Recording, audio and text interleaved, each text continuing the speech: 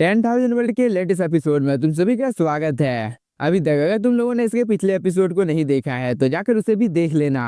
Episode की शुरुआत होती है और हम कल्टीवेटर जाओ को देखते हैं जो कि काफी ज्यादा रेयर आर्टिफैक्ट को बाहर निकाल लेता है, जिसके अंदर से काफी ज्यादा हाई अमाउंट में स्पिरिचुअल एनर्जी बाहर निकलने लगती है।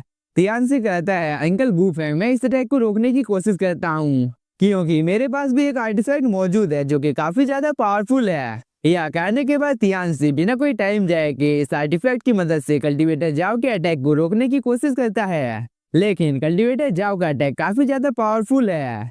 इसीलिए तियानसी को थोड़ी सी प्रॉब्लम होती है और वो अंकल गु यानी कि लिंग फेंग को कहता है, अंकल गु, इस आर्टिफैक्ट के अंदर में तो टाइम एंड स्पेस की एनर्जी है जिसकी वजह से ये अटैक काफी ज्यादा पावरफुल है, इसीलिए मैं इसे ज्यादा देर तक रोक नहीं सकता हूँ। लिंग फेंग कहता है, तुम्हें घबराने की कोई भी जरूरत नहीं है क्योंकि मैं तुम्हारे साथ हूँ। लिंग फेंग यह कहने के बाद अपनी थोड़ी सी पावर को इस आर्टिफैक्ट के अंदर में डाल देता है, जिसकी वजह से तियानसी के आर्टिफैक्ट का पावर काफी ज्यादा बढ़ जाता है और अब तियानसी काफी आसानी के साथ कल्टीवेटर जाओ के अटैक को रोक पाता है। साथ ही तियानसी जैसे ही अपनी थोड़ी सी और पावर को बढ़ाता है तो वह काफी आसानी के साथ कल्टीवेटर जाओ के अटैक को डिस्ट्रॉय कर देता है। कल्टीवेटर जाओ को काफी ज्यादा गुस्सा आ जाता है और वो कहता है, मुझे नहीं लगा था कि तुम लोग मेरे अटैक को डिस्ट्रॉय कर दोगे, मगर अब तुम सभी को मरने से कोई भी नहीं बचा सकता है क्योंकि मेरे पीछे में जो तुम लोग स्क्रोल देख रहे हो वह एक सुप्रीम लेवल का ट्रेजर है जिसे मेरे एंसेस्टर ने मुझे दिया था। इसीलिए अगर तुम दोनों एक साथ मिलकर इस अटैक को रोकने की कोशिश करते हो तो भी तुम लोग इस अटैक को रोक नहीं पाओगे, इसलिए मरने के लिए तैयार हो जाओ। कल्टीवेटर जाओ यह कहने के बाद काफी ज्यादा टेलीपोर्टेशन अरे को ओपन कर देता है, जिसके अंदर से काफी ज्यादा मैजिकल बीस्ट बाहर निकल कर आ जाते हैं और इन सभी के अंदर से काफी ज्यादा खतरनाक ऑरा बाहर निकल रहा है, जिसे देखकर सभी काफी ज्यादा घबरा जाते हैं। तभी कल्टीवेटर जाओ कहता है, अब मैं देखता हूँ कि आखिरकार तुम लोग इस अटैक को कैसे रोकते हो। मिस्सू इन सभी बीस्ट को देखने के बाद कहती है, ये सभी बीस्ट तो काफी ज्यादा पावरफुल हैं क्योंकि ये सभी मैजिकल बीस्ट ऐसे गॉड लेवल जितने पावरफुल हैं, इसीलिए अगर हम लोग एक एक कर भी इन सभी मैजिकल बीस्ट के साथ फाइट करते हैं तो भी हम सभी को काफी ज्यादा प्रॉब्लम होने वाली है। इसीलिए गूफैंग को अच्छी तरीके से इन सभी अटैक से बचना होगा, नहीं तो ये सभी मैजिकल बीस्ट इसके लिए खतरा पैदा कर सकते हैं। इस बात को सुनकर आनियन और सियाओ अंकल गु यानी कि लिंग फेंग की मदद करने के लिए आ जाते हैं और ये दोनों लिंग फेंग को कहती है, अंकल आपको इस जगह पे घबराने की कोई भी जरूरत नहीं है, हम दोनों जब तक यहाँ पर मौजूद है तब तक आपका कोई एक बाल भी बाका कर नहीं पाएगा और मैं भी देखना चाहती हूँ कि ये कल्टीवेटर आखिरकार कर क्या सकता है, इसीलिए आनियन क्या तुम तैयार हो। आनियन कहती है, हाँ बिल्कुल सिस्टर। इसके बाद ये दोनों काफी ज्यादा पावरफुल अटैक को क्रिएट करने लगते हैं क्योंकि आनियन ने इस लव पोशन को दोबारा से बाहर निकाल लिया था, जिसकी वजह से कुछ देर पहले इन बीस्ट की हालत काफी ज्यादा खराब हो गई थी। इसीलिए इस पोशन को देखने के बाद कल्टीवेटर जाओ कहता है, ये तो वही पोशन है जिसकी वजह से मेरे सभी मैजिकल बीस्ट की हालत काफी ज्यादा खराब हो गई थी, क्या तुम लोग वही चीज करने की कोशिश दोबारा से यहाँ पर कर रहे हो? इसीलिए क्या तुम लोग सच में इस चीज का यूज करने वाले हो? क्योंकि पिछली बार तुम लोगों ने एकदम मेरे प्लान की धज्जियां उड़ा दी थी। कल्टीवेटर जाओ ये कहने के बाद काफी ज्यादा गुस्से में आ जाता है क्योंकि आनियन ने जब पिछली बार इस लव पोशन का यूज किया था तो इस चीज की वजह से कल्टीवेटर जाओ का एक साथी मारा गया था, इसीलिए मुझे जल्दी से कुछ करना होगा, नहीं तो ये दोनों लड़की मेरे प्लान को एकदम बर्बाद कर देगी। कल्टीवेटर जाओ ये सोचने के बाद इन सभी मैजिकल बीस्ट को अपने पास रख लेता है। इसके बाद वो अपने मल्टीपल स्वॉर्ड से इन दोनों के ऊपर हमला कर देता है क्योंकि कल्टीवेटर जाओ को किसी भी हालत में आनियन, सियाओ और तियानसी को जान से मारना है। कल्टीवेटर जाओ अपनी पावर को और भी ज्यादा बढ़ा देता है, जिसकी वजह से मल्टीपल स्वॉर्ड की संख्या काफी ज्यादा बढ़ जाती है और इन सभी की स्पीड भी काफी ज्यादा बढ़ जाती है, जिसे देखकर तियानसी इन सभी मल्टीपल स्वॉर्ड को रोकने की कोशिश करता है। वह तियानसी की पावर इतनी नहीं थी कि वह इस अटैक को रोक सकता है, इसीलिए इसकी भी हालत थोड़ी सी खराब हो जाती है। कल्टीवेटर जाओ कहता है, क्या तुम बच्चों को सच में लगा था कि तुम लोग मेरे अटैक को रोक सकते हो? तो तुम सभी को एक काफी बड़ी गलतफहमी हो गई थी, ऐसा लगता है कि तुम लोगों के माता पिता ने तुम लोगों की परवरिश अच्छी तरीके से नहीं की है।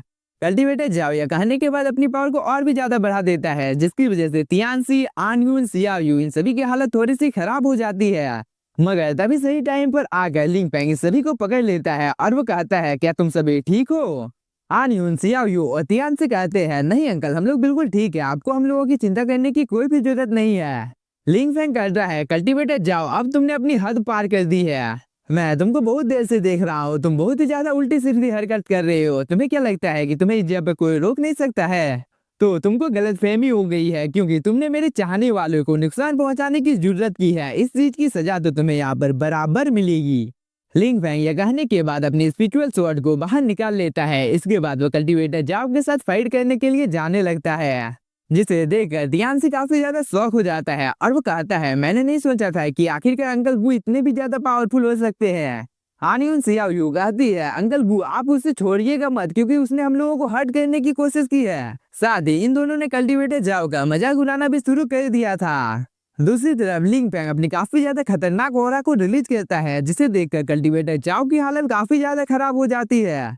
और मिस्सू और इसके सभी साथी को तो विश्वास नहीं हो रहा था कि लिंग फैंग इतना ज्यादा पावरफुल हो सकता है। इधर लिंग फैंग कल्टीवेटर जाओ को कहता है इस दुनिया में ऐसा कोई भी पैदा नहीं हुआ है जो कि मेरी फैमिली के किसी भी मेंबर को नुकसान पहुंचा सकता है। फिर आखिरकार तुम होते कौन हो? मैं तुम्हारी इस गलती के लिए तुम्हारे पूरे वंश को खत्म कर दूंगा। लिंग फैंग यह कहने के बाद कल्टीवेटर जाओ के अटैक को एक एक करके डिस्ट्रॉय करने लगता है, जिसे देखकर ये सभी और भी ज्यादा शॉक हो जाते हैं। और ये लड़की कहती है लिंग फैंग तो सच में एक्स्ट्रा ऑर्डिनरी टैलेंटेड और काफी ज्यादा पावरफुल है। इधर लिंग फैंग ने अपने से भी ज्यादा एक हाई लेवल के फॉर्मेशन को समन किया था, जिसे देखकर ये लड़की और भी ज्यादा शॉक हो जाती है। और वो कहती है लिंग फैंग अपने से हाई लेवल के फॉर्मेशन को भी समन कर सकता है। ये तो सच में काफी ज्यादा चौंकाने वाली चीज है, क्योंकि ऐसा बहुत ही ज्यादा कम लोग कर पाते हैं, क्योंकि इसने गॉड किंग रेलम की टेक्निक को इतनी आसानी के साथ मास्टर कर लिया है, जो कि किसी भी कल्टीवेटर के लिए करना लगभग नामुमकिन होता है। मगर लिंग फैंग के लिए तो ये सब एक बच्चों का खेल है। इधर लिंग फैंग ने कल्टीवेटर जाओ के ऊपर अटैक करना शुरू कर दिया, जिसे कल्टीवेटर जाओ अपने आर्टिफैक्ट की मदद से रोकने की कोशिश करता है। पर लिंग फैंग का अटैक काफी ज्यादा पावरफुल होता है, जिसकी वजह से कल्टीवेटर जाओ का आर्टिफैक्ट एक ही झटके में डिस्ट्रॉय हो जाता है। इसके बाद ये आर्टिफैक्ट धीरे धीरे नीचे की ओर गिरने लगता है, जिसे देखकर कल्टीवेटर जाओ को तो अपनी आंखों के ऊपर भरोसा नहीं हो रहा है कि लिंग फैंग ने आखिरकार इतनी आसानी के साथ इसके आर्टिफैक्ट को कैसे डिस्ट्रॉय कर दिया। कल्टीवेटर जाओ यह कहने के बाद में अपने आसपास में प्रोटेक्टिव बैरियर बना लेता है, ताकि वह लिंग फैंग के सभी अटैक को डॉज कर सके। मगर लिंग फैंग के ये सभी स्वॉर्ड काफी ज्यादा पावरफुल हैं, जिसकी वजह से कल्टीवेटर जाओ की हालत कुछ ही देर में काफी ज्यादा खराब हो जाती है। और इसे यह समझ में आ जाता है कि अगर जल्दी इसने कुछ नहीं किया तो इसका मरना तय है, क्योंकि जैसे जैसे टाइम बीत रहा था तो ये प्रोटेक्टिव बैरियर काफी ज्यादा कमजोर हो जाता है। और एक टाइम आता है जब ये प्रोटेक्टिव बैरियर एक ही झटके में डिस्ट्रॉय हो जाता है, जिसकी वजह से कल्टीवेटर जाओ अपने मन में सोचने लगता है आखिरकार लिंग फैंग क्या शुरू से इतना ज्यादा पावरफुल था। इधर हम मिस यान को देखते हैं, जो कि अपने आर्टिफैक्ट के अंदर से बाहर आ जाती है, और वो जैसे ही लिंग फैंग को देखती है तो वह लिंग फैंग की ओर अट्रैक्ट होने लगती है। साथ ही इसने लिंग फैंग की काफी ज्यादा तारीफ करना भी शुरू कर दिया कि आखिरकार ये कल्टीवेटर है कौन जिसने कल्टीवेटर जाओ को इतनी आसानी के साथ हरा दिया। यह कहने के बाद वह काफी ज्यादा प्यार भरी नजरों से लिंग फैंग की ओर देखने लगती है। इधर लिंग फैंग काफी तेजी के साथ कल्टीवेटर जाओ को एक अच्छा सबक सिखाने के लिए जाने लगता है, और वो रास्ते में इसके सभी अटैक को भी डिस्ट्रॉय करते हुए जाता है, क्योंकि कल्टीवेटर जाओ ने लिंग फैंग के ऊपर हमला करना शुरू कर दिया, जिसे लिंग फैंग एकदम गाजर मूली की तरह काट कर कल्टीवेटर जाओ की ओर काफी तेजी के साथ जाने लगता है। इसीलिए कल्टीवेटर जाओ को अब काफी ज्यादा डर लगने लगा था, क्योंकि लिंग फैंग का ये अटैक सीधे इसे लग जाता है, तो इस चीज की वजह से इसकी हालत काफी ज्यादा खराब होने वाली है। अब मेरे लिए अच्छा यही होगा कि जितनी जल्दी हो सके मुझे इस जगह से निकल जाना चाहिए, नहीं तो लिंग फैंग के हाथ अगर मैं लग गया तो वो मुझे काफी ज्यादा मारने वाला है। इसीलिए कल्टीवेटर जाओ अपने साथी को कहता है तुम कुछ देर तक लिंग फैंग के साथ फाइट करो, तब तक मैं यहाँ से निकल जाऊंगा। इस बात को सुनकर ये कल्टीवेटर काफी ज्यादा डर जाता है, क्योंकि इसे भी पता था कि वो चाह कर भी यहाँ पर लिंग फैंग के साथ फाइट कर नहीं पाएगा, मगर इसके पास कोई दूसरा रास्ता मौजूद नहीं है, इसीलिए उसे ना चाहते हुए भी लिंग फैंग के साथ फाइट करना पड़ता है। इस मौके का फायदा उठाकर कल्टीवेटर जाओ यहाँ से निकलने की कोशिश करता है, मगर तभी आता है कहानी में ट्वीट, क्योंकि लिंग फैंग अपना एक स्लैश अटैक इस कल्टीवेटर के ऊपर कर देता है, जो कि सीधे जाकर इसे लग भी जाता है, जिसकी वजह से यह कल्टीवेटर काफी ज्यादा इंजर्ड हो जाता है। इसीलिए वो अपने मास्टर यानी कि कल्टीवेटर जाओ को यहाँ पर समझाने लगता है कि अगर हम दोनों एक साथ मिलकर भी लिंग फैंग के साथ फाइट करते हैं तो भी हम दोनों मिलकर इसे हरा नहीं पाएंगे। इसीलिए मास्टर जितनी जल्दी हो सके हम लोगों को यहाँ से निकल जाना चाहिए, नहीं तो ये हमें जान से मार डालेगा। कल्टीवेटर जाओ इस बात को सुनकर टेलीपोर्टेशन स्टोन को बाहर निकाल लेता है।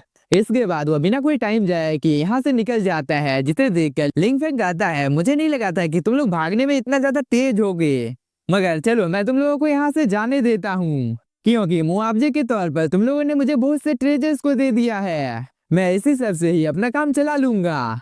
लिंग फेंग ये कहने के बाद इस सुप्रीम ग्रेड के आर्टिफैक्ट को अपने पास रख लेता है। इसके बाद आन यून सियाओ यू बिना कोई टाइम जाए कि लिंग फेंग के पास आ जाते हैं और ये दोनों लिंग फेंग की काफी ज्यादा तारीफ करने लगते हैं। अंकल गू फेंग, आज आपने हम लोगों की जान बचा ली, इस चीज के लिए आपका शुक्रिया। लिंग फेंग कहता है, क्या तुम दोनों ठीक हो? कहीं तुम लोगों को चोट तो नहीं लगी ना? आन यून कहती है, अंकल हम दोनों बिल्कुल ठीक हैं, मगर अगर आपने आने में थोड़ी सी भी देर की होती तो इस चीज की वजह से मेरी बड़ी सिस्टर और मेरी हालत काफी ज्यादा खराब हो सकती थी। हो सकता था कि वो कल्टीवेटर हम दोनों को जान से भी मार सकता था, मगर आपने टाइम पर आकर हम दोनों की जान बचा ली, इसीलिए आज हम लोग सुरक्षित हैं।